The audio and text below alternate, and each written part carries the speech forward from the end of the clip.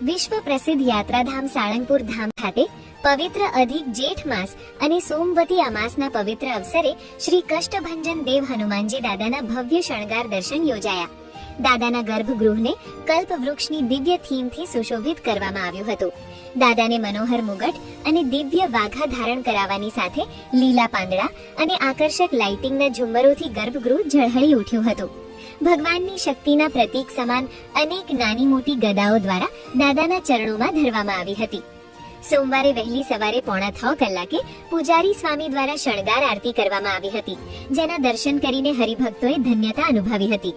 આ વિશેષ પર્વ નિમિત્તે સાંજે 4 થી 7 કલાક દરમિયાન દાદાનું દિવ્ય રાજોપચાર પૂજન કરવામાં આવ્યું હતું.